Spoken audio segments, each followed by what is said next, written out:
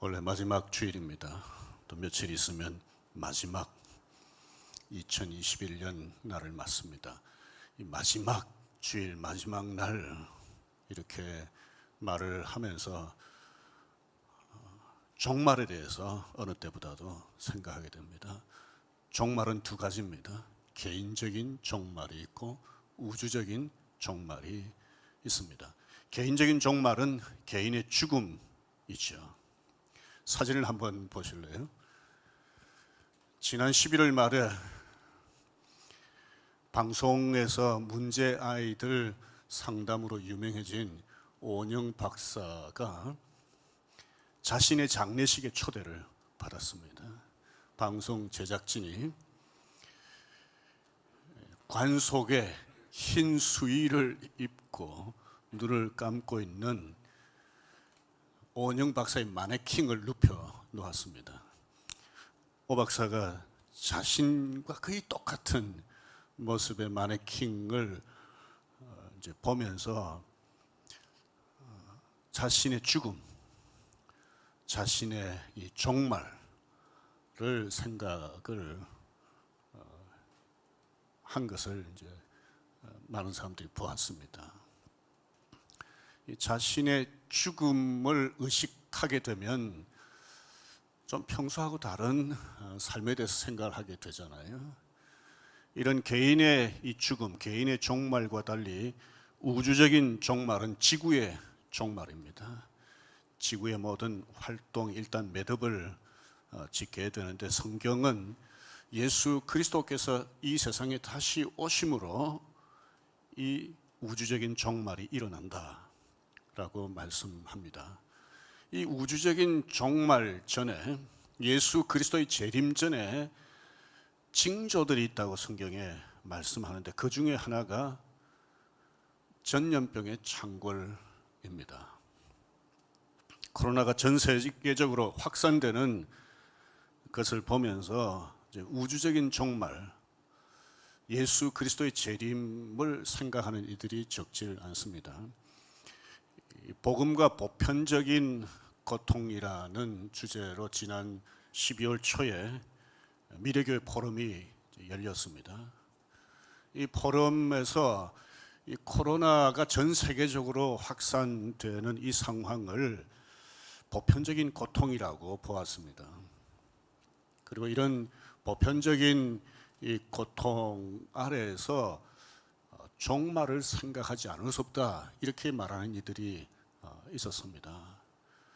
이 보편적인 고통, 보편적인 전 세계적인 이 재난을 우리가 예수님의 징조로 보아야 될지, 예수님의 재림의 징조로 보아야 될지 확실히 말씀드리기는 어렵습니다만은 오늘 이 마지막 주일에 이 종말에 대해서, 개인적인 종말과 우주적인 종말에 대해서 함께 말씀을 나누고자 합니다. 예수님은 제자들을 떠났다가 다시 오시겠다, 그러니까 재림에 대해서 말씀을 하셨습니다. 예수님이 실제로 부활하고 난 뒤에 성천하실 때 제자들이 성천하신 예수님을 이제 바라보았습니다. 그런 제자들에게 천사들이 이렇게 말했습니다. 사도행전 1장 11절입니다. 어찌하여 서서 하늘을 쳐다보느냐? 너희 가운데서 하늘로 올려지신 이 예수는 하늘로 가심을 본 그대로 오시리라. 예수님의 재림에 대해서 예수님 스스로 말씀하시기도 했고 천사들이 이렇게 말했습니다. 요한계시록을 보면 사도 요한에게 내가 오겠다, 속히 오겠다, 재림에 대해서 그런 말씀하신 것을 보게 됩니다. 예수님 다시 오시면 우주적인 종말과 함께 개인적인 종말이 동시에 일어납니다. 오늘 그래서 한 세 가지 정도로 크게 생각해 보려고 합니다. 첫째는 이 종말의 때, 재림의 때는 아무도 모른다. 종말은 분명히 있는데, 재림은 분명히 있는데 아무도 모른다는 것이죠. 36절을 보십시다. 그러나 그날과 그때는 아무도 모르나니 하늘의 천사들도 아들도 예수님도 모르고 오직 아버지 하나님만 아시느니라 이렇게 했습니다. 그날과 그때 이 종말, 우주적인 종말, 예수 그리스도의 재림인데 하나님만이 아신다. 이렇게 했는데 우리 기독교 역사를 보면 예수님이 어느 날 어디 오신다 이렇게 주장하는 사람들이 있었습니다. 우리나라에도 그런 사람들이 여러 있었는데 그 중에 다미 선교회 아마 여러분도 아실 겁니다. 1992년 10월 28일 예수님 재림한다. 물론 헛말이 됐죠. 이렇게 시한부 종말론을 주장하는 사람들은 다 기독교 이단이거나 사입이라 생각하시면 됩니다. 두 번째는 사람들은 이 종말 예수님의 재림을 대비하지 않는다는 겁니다. 37절 보십시오. 노아의 때와 같이 인자의 임함도 그러하리라. 무슨 말인가 하면 노아 시대의 사람들이 하나님께서 홍수로 심판하실 것이라는 생각을 하지도 않았고 대비도 하지 않았다는 겁니다. 노아 시대의 사람들은 노아가 방주를 만들 때 먹고 마시고 장가하고 시집가고 일상의 삶의 재미에 빠져서 그렇게 살았다는 거죠.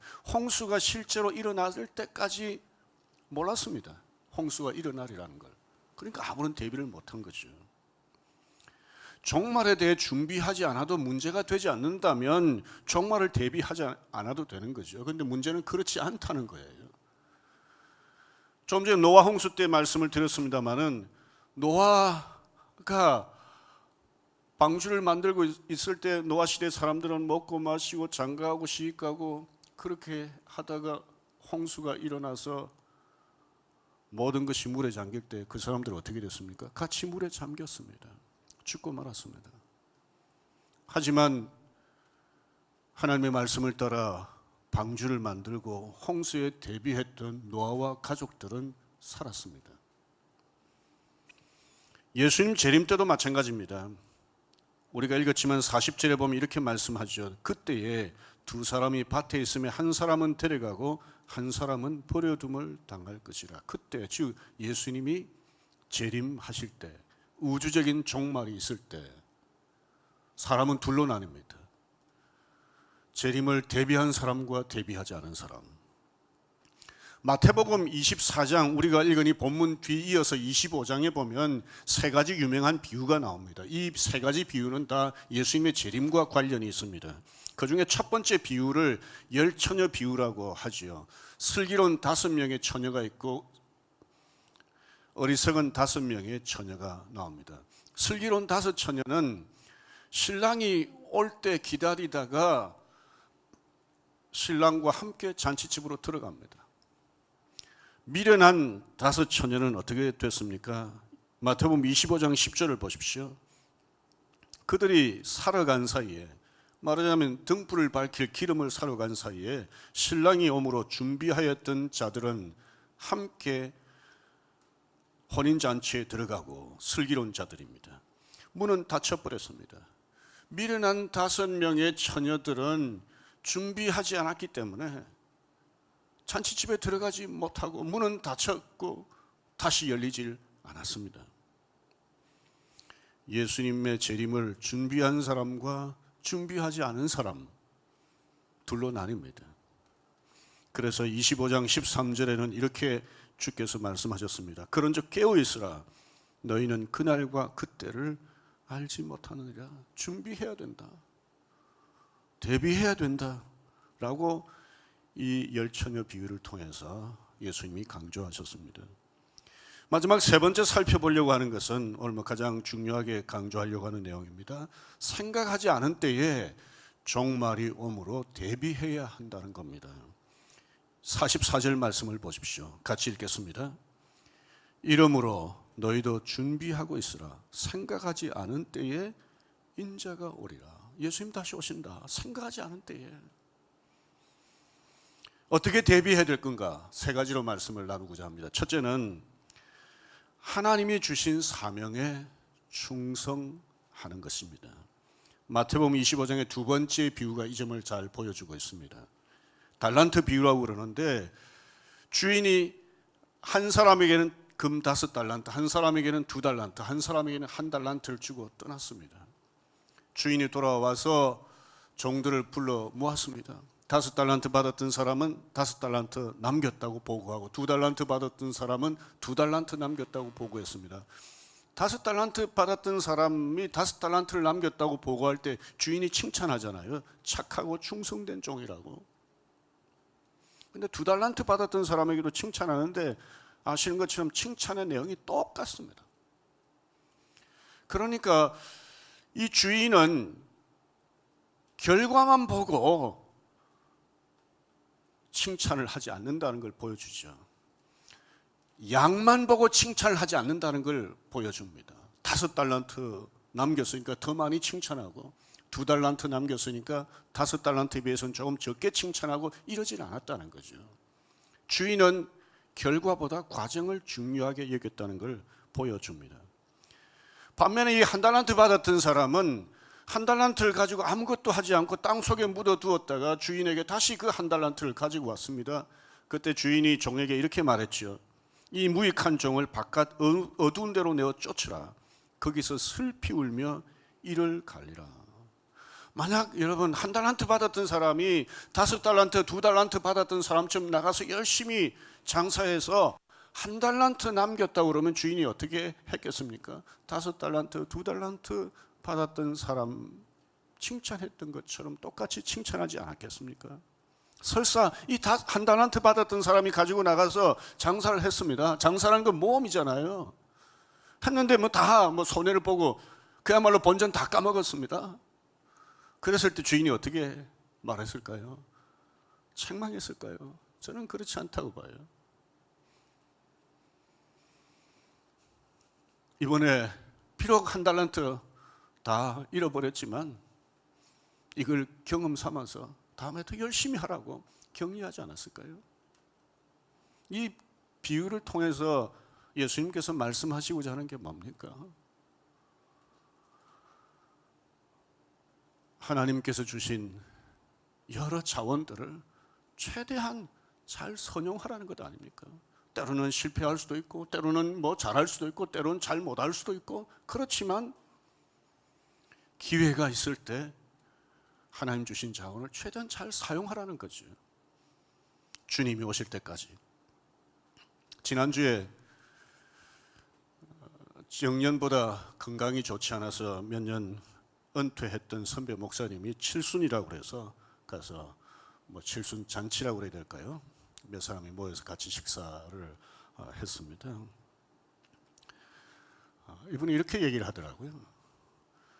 정말 한국교회에서 모범적으로 목회를 잘 하신 분으로 평가를 받는 분인데 내가 목회할 때도 참 감사하면서 했지만 은퇴하고 나서 지금 사역하는 이때가 김형석 교수가 말한 것처럼 인생의 황금기라고 그렇게 자신이 느낀다고 그래요. 그때도 감사했지만 지금도 너무 감사하다고 그래요. 이분이 지금 어떤 사역을 하고 있는가 하면 중국 목회자들을 위한 사역을 합니다. 중국에는 신학자들이 없습니다. 박사학위를 받고 목회자 후보생 혹은 목사로 사역하는 목회자들을 계속해서 잘 신학적으로 가르칠 그런 신학자들이 없기 때문에 이분들이 한국에 와서 일정 기간 동안 임시로 묵는 숙소를 구하고 그 다음에 거기 머무는 동안에 한국에 있는 유명 교수들을 이제 초청해서 강의를 듣습니다. 물론 통역을 통해서 들으니까 좀 아쉬운 점이 있긴 하지만 그래도 이것이 그들에게는 굉장히 어떻게 보면 갈급하기 때문에 이제 그렇게 1년에 몇 차례씩 들어오는 거예요. 1년에 몇 차례씩 이렇게 하다 보니까 이제 불편하잖아요. 그때마다 숙소를 임시로 준비해야 되고 강사 교섭해야 되고 이렇게 하니까 그 일을 이제 이 목사님이 주도적으로 하셨는데 이 중국에 있는 이분들이 박 목사님에게 얼마 전에 10억을 보냈어요. 그래서 좀 임시 숙소 구하지 말고 좀 제대로 좀 집을 하나 좀 구해서 거기서 숙식도 하고 강의도 들을 수 있도록 해달라고. 그래서 집을 용인에다 구했습니다. 얘기를 들어보니까 보통 그 시세의 반도 안 되는 가격으로 어떻게 그렇게 하시는지 모르겠어요. 하여튼 그렇게 구해가지고 이 130여 평 되는 전체 이 공간에 강의실도 만들고 또 도서관도 만들고 그다음에 숙소도 만들고 그렇게 했는데 지금 IMF 그 코로나 때문에 중국에서 이 목회자 후보생이나 목사들이 못 들어오니까 여기서 강의를 만들어서 보냅니다. 요즘 뭐 쉬운 게 유튜브로 보내는 건데 중국에는 그렇게 할 수 없으니까 전부 다 영상을 찍어서 USB에 담아가지고 개인이 이렇게 전달을 하는 보안 때문에 이제 그렇게 하는 이제 과정에 이분이 사역을 합니다. 이제 건강이 좀 안 좋아서 일찍 은퇴를 하셨는데 하여튼 본인이 조금 요즘이 더 행복하다, 감사하다 말하는 것처럼 더 건강해 보시는 거예요. 이렇게 하는 사람도 있습니다. 어떤 현직에 있을 때나 어떤 그 직분에서 은퇴하고 난 뒤에도 계속해서 하나님이 허락하신 은혜 가운데 하나님 기뻐하시는 대로 귀한 사역을 하는 분들이 있습니다. 이거 뭐 꼭 목사들만 이렇게 하는 건 아니죠. 우리 교회도 그런 분들이 적지 않은데 대표적으로 김경래 장로님 같으신 분은 원래 94세입니다. 일주 전에도 이제 뵀는데요. 이분은 94세인데도 지금도 한국 교회를 위해서 계속 일하십니다. 더 건강하게 보이세요. 언제 개인적인 종말이 올지 모릅니다. 언제 예수님이 다시 오실지 모릅니다. 우주적인 종말이 올지 모릅니다. 그런데 어떤 사람들은 자신만을 위해서 하나님 주신 자원을 사용합니다. 어떤 사람은 그야말로 킬링 타임 이런 표현 하잖아요. 의미 있는 일을 하지 못합니다. 자기 자신만을 위해서 뭐 겨우 시간도 사용하고 돈도 사용하고 이런저런 자원도 사용하면서 때로는 무료하게 이렇게 저렇게 시간을 보내면서 그야말로 시간을 죽이면서 살아가고 있습니다. 하나님 저와 여러분들에게 생명을 주셨습니다. 건강도 주셨습니다. 물질도 주셨습니다. 재능도 주셨습니다. 여러 경험도 하게 하셨어요. 이걸 어떻게 사용할 건가? 영원토록 우리가 이 세상에 사는 것도 아니고 영원토록 이 내게 있는 것을 내가 움켜쥐고 사는 것도 아니잖아요. 이걸 어떻게 사용해야 될 건가? 5달란트, 2달란트 받았던 사람처럼 그렇게 사용해야 되지 않겠습니까? 1달란트 받았던 사람처럼 그렇게 땅에 묻는 것과 비슷한, 그저 겨우 해봐야 나 자신만을 위해서 이렇게 저렇게 사용하는 그런 삶을 살다가 종말을 맞이하면 부끄러운 것 아니겠습니까? 하나님 주신 자원들을 하나님 주신 뜻대로 선하게 사용하다가 종말을 맞는 저와 여러분들이 됐으면 합니다. 두 번째는 어떻게 대비해야 되는가? 이웃을 사랑하는 것이죠. 마태복음 25장의 세 번째 비유는 양과 염소의 비유로 불립니다. 양으로 비유되는 사람들은 굶주린 자, 목마른 자, 헐벗은 자, 나그네 된 사람, 옥에 갇힌 사람, 병든 사람을 돌봅니다. 이런 사람에게 사랑을 베푸는데 예수님께서 이런 사람에 대해서 이렇게 표현했습니다. 40절입니다. 우리 같이 읽겠습니다. 너희가 여기 내 형제 중에 지극히 작은 자 하나에게 한 것이 곧 내게 한 것이니라. 도움이 필요한 사람에게 사랑을 베푼 것이 예수님에게 한 것이다. 도움이 필요한 사람과 예수님을 동일시하셨습니다. 반면에 염소로 비유되는 사람들, 이 사람들은 굶주린 사람, 헐벗은 사람, 목마른 사람, 나그네 된 사람, 옥에 갇힌 사람, 병든 사람을 외면했습니다. 이런 사람들에게 하지 않는 것은 예수님께 하지 아니한 것이다. 그렇게 표현했습니다. 이 지극히 작은 자 하나에게 하지 아니한 것이 곧 내게 하지 아니한 것이니라. 우리 교회가 후원하고 있는 북방 선교 방송 있습니다. 북한에 있는 사람들 또 탈북한 북한 근방에 있는 사람들을 위해서 방송으로 선교하는 이제 선교 단체인데 우리 교회가 오랫동안 지금 후원하고 있습니다. 이 선교 단체의 이사장을 몇 년 전에 지냈던 분이 얼마 전에 은퇴를 하셨어요. 은퇴를 하시고 난 뒤에 그 지역에서 가난한 사람들이 사는 동네에 조그마한 가게를 하나 얻어가지고 가게를 열었어요. 가게 이름이 행복마트입니다. 그 행복마트는 생필품 한 40여 가지만 이제 갖다 놓았습니다. 그 가게 주인인 목사님이 목사라고 하는 것도 알리지 않습니다. 그런데 그 동네 가난한 사람들이 2주일에 한 번 3만 원어치 생필품을 그냥 가져갈 수 있습니다. 그러니까 한 달에 2번 6만 원어치 생필품을 그냥 가져갈 수 있습니다. 이 목사님이 이렇게 하는 이유가 있죠. 목사라고 하는 것도 밝히지 않고 그러면서 이렇게 마트를 열어서 사람들이 그렇게 물건을 가져가다가 보면 이상하게 생각하지 않겠냐는 거죠. 뭐 그런 가게가 어디 있습니까 요즘. 그러니까 사람들이 저 가게 주인이 누굴까, 저 가게 주인은 왜 저렇게 할까, 그러는 가운데 목사라고 하는 것도 알게 될 것이고, 그러면서 이분들이 기독교 복음에 대해서 마음을 열지 않겠는가, 그렇게 생각하는 거죠. 사실 이 목사님이 이렇게 하는 것은 뭐 돈이 얼마나 있는지 모르겠지만 돈이 있어야 이렇게 할 수 있지 않겠어요? 그런데 또 한 가지는 돈이 있다고 다 이렇게 하는 것도 아니잖아요.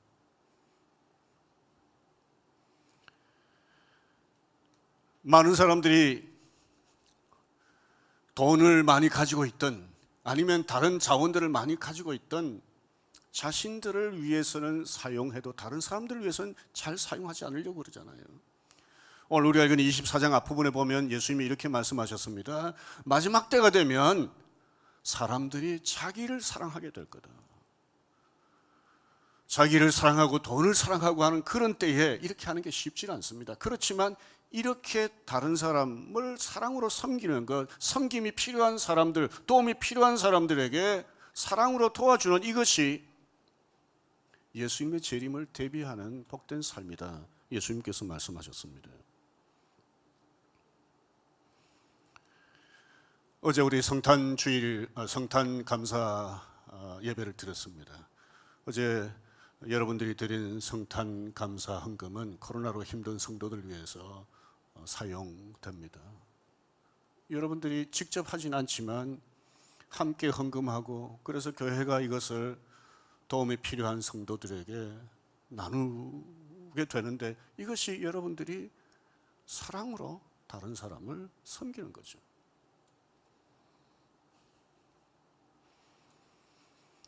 많은 사람들이 자기 자신에 대해서 집중할 때 주님이 오시기 전에 우리 자신이 종말을 맞기 전에 사랑을 실천하기 위해서 애를 쓰는 저와 여러분들이 되었으면 합니다.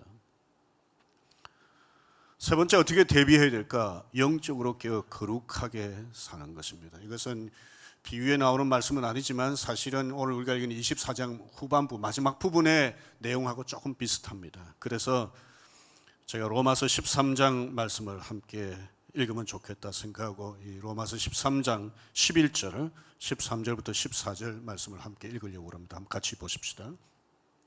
좀 길지만 천천히 같이 읽겠습니다. 또한 너희가 이 시기를 알거니와 자다가 깰 때가 벌써 되었으니 이는 이제 우리의 구원이 처음 믿을 때보다 가까웠음이라. 낮에와 같이 단정히 행하고 방탕하거나 술 취하지 말며 음란하거나 호색하지 말며 다투거나 시기하지 말고 오직 주 예수 그리스도로 옷 입고 정욕을 위하여 육신의 일을 도모하지 말라. 여기 구원이 처음 믿을 때보다 가까웠다는 말은 예수님의 재림이 그만큼 가까웠다는 말이고요. 또 다르게 표현하면 저와 여러분들이 죽을 날이 가까웠다는 말이죠. 그만큼. 어거스틴은 이 말씀을 읽고 그야말로 영적으로 잠이 깼습니다. 확 깼습니다. 지난날에 영적인 방황에서 돌이키고 도덕적인 방황에서 돌이켰습니다. 기독교 역사에 큰 족적을 남겼습니다. 부활을 믿는 것보다 더 힘든 것은 부활을 믿는 사람답게 사는 거라는 말을 하잖아요. 마찬가지입니다. 주님의 재림을 믿는 것보다 주님의 재림을 믿는 자답게 사는 게 더 힘듭니다. 종말을 믿는 것보다 종말론적인 삶을 사는 게 더 힘듭니다. 나 자신의 욕망과 싸워야 하고 외부의 유혹과 싸워야 되기 때문입니다. 저와 여러분들 오늘 이렇게 같이 앉아 있지만 영적인 상태는 어떤지를 한번 좀 점검해 보십시오. 나의 영적인 상태는 어떤가? 육신적으로는 깨어 있잖아요, 지금 다. 그런데 영적으로는 어느 정도 밝히 깨어 있는가?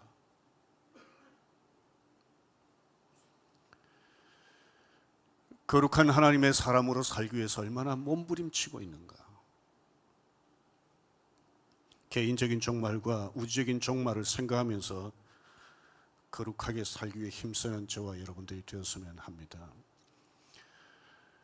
제가 잘 아는 목사님에게 얼마 전에 직접 들었습니다. 그 목사님이 섬기는 교회 원로 목사님이 계시는데 원래 93세십니다. 이 목사님은 평소에 건강하셔서 습관적으로 하시는 것들이 여러 가지가 있는데 그 중에 하나가 아침에 일어나면 사모님과 함께 찬송하고 말씀을 함께 읽고 기도하고 그렇게 하십니다. 그리고 아침 식사하고 그러고 나서 또 책도 읽고 뭐 이러면서 시간을 보내시는데 이날도 새벽에 일어나서 두 분이 같이 말씀을 읽고 찬송하고 기도하고 아침 예배를 드린 후에 아침 식사를 하고 평소처럼 의자에 앉아서 책을 읽다가 갑자기 사모님을 부르시더니 여보, 하나님이 나를 부르시는 것 같아. 그러니 당신이 나를 위해서 찬송을 좀 불러주면 좋겠어. 그 사모님이 급하게 담임 목사님에게 연락을 해서 아무래도 하나님이 우리 목사님을 부르신 것 같아. 그러니까 빨리 오셨으면 좋겠다. 그렇게 연락을 하고 사모님이 목사님 말씀을 따라서 이제 찬송을 부르는 가운데 하나님의 품에 안기셨습니다. 이 목사님처럼 평소에 건강하게 사시다가 하나님이 나를 부르실 때를 알고 그렇게 하나님 앞에 가는 경우, 하나님의 품에 안기는 경우도 있습니다. 그렇지만 대부분의 사람들은 언제 부름받을지 모릅니다. 개인적인 종말을 잘 몰라요. 지난주에 우리 장례를 한 우리 박인남 성도님도 아파트 안에 있는 상가에 가셨다가 그냥 쓰러지시고 그 길로 돌아가셨습니다. 그러니까 가족들이 얼마나 놀랐겠습니까? 그럼 마음이 아프겠습니까? 전혀 가족들이 이렇게 떠나시리라고 뭐 평소에 뭐 아파서 누워 계신 분도 아니고 일부 예배 가족들이 예배 참석하고 이제 돌아가시는데요. 이런 일들이 우리 주변에 많이 있지 않습니까? 뭐 제 친구들 중에도 보면 뭐 비슷한 일들이 있습니다. 전에도 한번 말씀드린 것 같은데요. 제 친구 중에 한 명은 그날 비가 와서 운동을 하러 못 가고 거실에 텔레비전을 보면서 그때도 운동 중계를 봤어요. 그러다가 그냥 그렇게 하나님의 부름을 받았습니다. 제 친구 아내는 교통사고로 하나님의 부름을 받았습니다. 한 친구는 뭐 몸이 좀 불편한 부분이 있긴 했지만 뭐 그래도 생활을 잘 했었는데 갑자기 말기암 판정을 받고 얼마 안 돼서 하나님의 부름을 받았습니다. 개인적인 종말을 잘 모릅니다. 때로는 짐작할 때가 있지만은 이 날이 그 날이다, 내 종말이다 이렇게 생각하기가 쉽지 않은 경우가 많잖아요. 우주인 종말도 마찬가지입니다. 언제 예수님이 재림하실지 사실 정확하게 모릅니다. 처음에 이 코로나가 이 보편적인 이 재난이라고 생각한다면 혹 이것이 예수 그리스도의 재림의 징조가 아닐까 이렇게 생각할 수는 있지만 우리 단언할 수는 없잖아요. 이 코로나가 2년 가까이 지나왔는데 앞으로 얼마 동안 더 계속될지 많은 전문가들은 지금보다 훨씬 전파 속도도 빠르고 치명률도 높은 그런 코로나 바이러스가 계속 나타날 것이다 이렇게 전망하기도 해요. 이런 가운데 우주적인 종말이 올지 우리는 잘 모릅니다. 하지만 저와 여러분들은 지금 살아 있습니다. 어떻게 보면 기회가 있는 거죠. 개인적인 종말도 준비할 수 있고 우주적인 종말도 준비할 수가 있습니다. 이렇게 준비할 수 있을 때, 대비할 수 있을 때 하나님이 원하시는 대로 대비하는 저와 여러분들이 됐으면 합니다. 예수 그리스도를 믿되 진실하게 믿읍시다. 5달란트, 2달란트 받았던 사람처럼 하나님 앞에 선한 청지기처럼 그렇게 사십시다. 양으로 비유되는 사람들처럼 이웃에게 구체적으로 사랑을 실천하십시다. 세상이 어떻게 돌아가든지, 세상 풍조가 어떻게 변하든지 거룩하신 하나님의 자녀답게 살아가기 위해서 애를 쓰십시다. 그러면서 우리 주변에 아직 그리스도의 복음을 알지 못하는 사람들에게 종말이 있다고, 개인적인 종말도 있을 뿐만 아니라 우주적인 종말이 있다고, 종말로 끝이 아니라 그 위에 심판이 있다고 그렇게 말하면서 그리스도의 복음을 전하십시다. 저와 여러분들이 종말이 있다는 것을 확실히 믿고 종말을 대비하는 그런 삶을 사는 가운데 종말을 맞이함으로 주께서 우리를 귀하게 여기시는 이런 은혜를 누리게 되기를 주의 이름으로 축원합니다.